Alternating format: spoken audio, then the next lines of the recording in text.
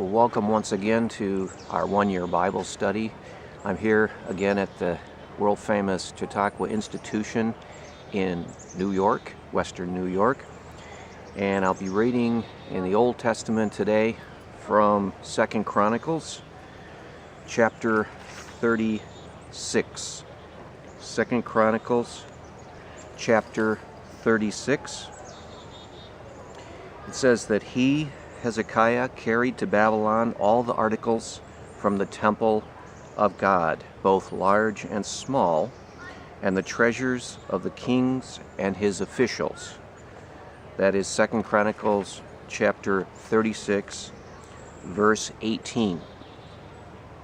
It describes the Babylonian captivity when the Jewish people were taken into captivity by the Babylonians.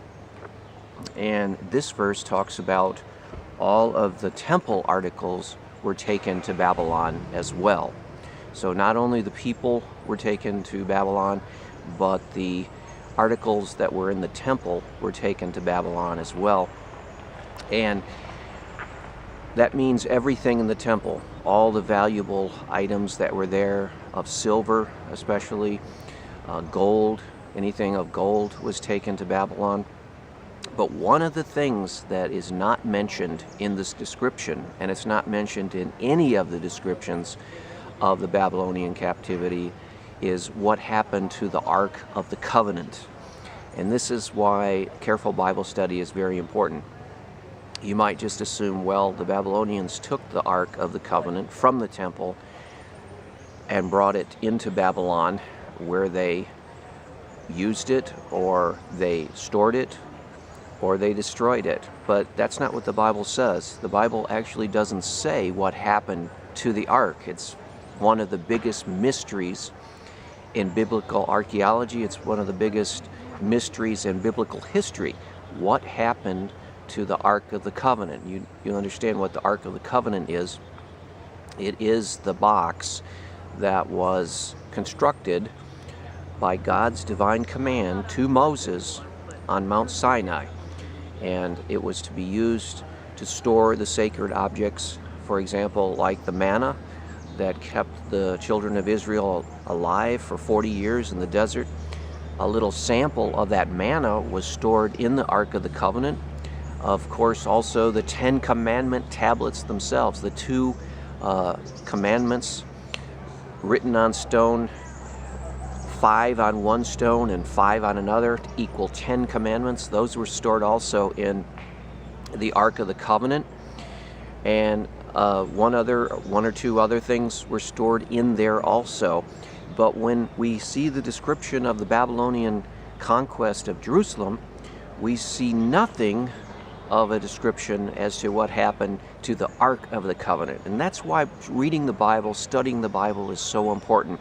It opens up a lot of different interesting questions as to what is happening, what is taking place, and it really stimulates us to further study of the Bible.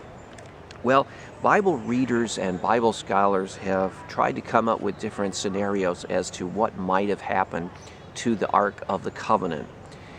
Some people think it might have been destroyed when the Babylonians came into Jerusalem, because the temple itself, the wooden portions of the temple, they were burned down. And so the temple was totally destroyed when the Babylonians came in and took over Jerusalem. And some people think that the Ark of the Covenant might have been destroyed in that temple destruction.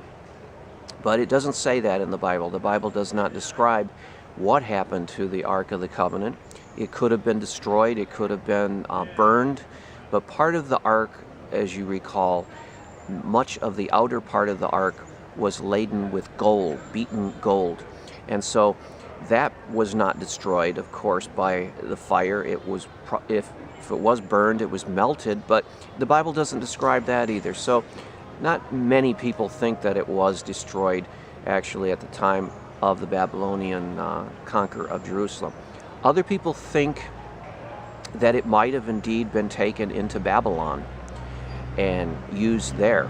But again, there's no evidence that that took place. There's no records of it taking place in the Jewish history of Jerusalem at that time. There's no record of it taking place in Babylonian history. In fact, there isn't anything mentioned of the ark in history after this conquest of Babylon. So you have to ask yourself, what really is happening here with the Ark of the Covenant? Now, one of the best theories that people have put forth as to what happened to the Ark of the Covenant is that it was hidden away by pious Jewish people before the Babylonian army came in and raided Jerusalem. Now, this is the most plausible theory that we have going for us, that some pious priests or some of the Jewish leaders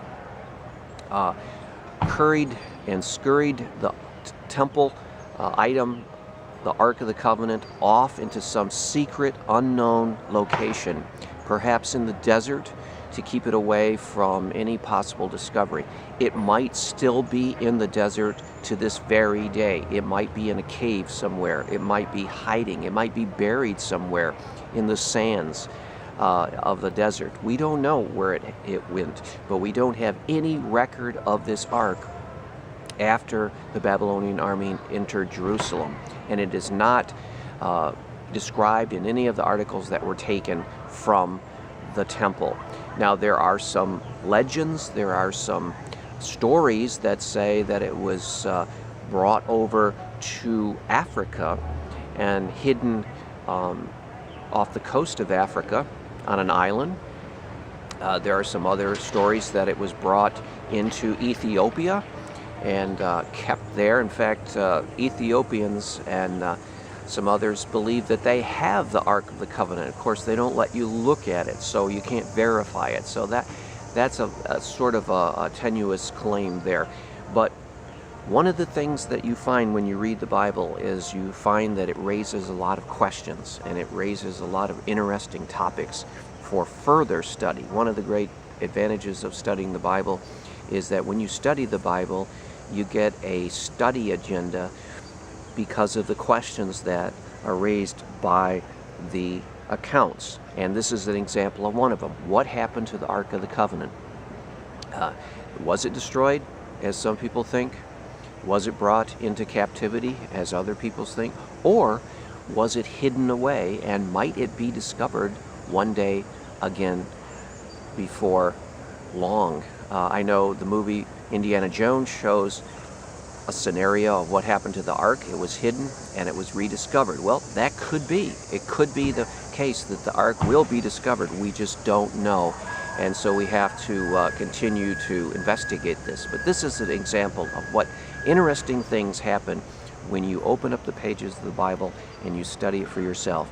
You are ushered into a world of mystery. You're ushered into a world of interesting topics for further study. And so I hope you've gotten something out of this one-year Bible lesson today.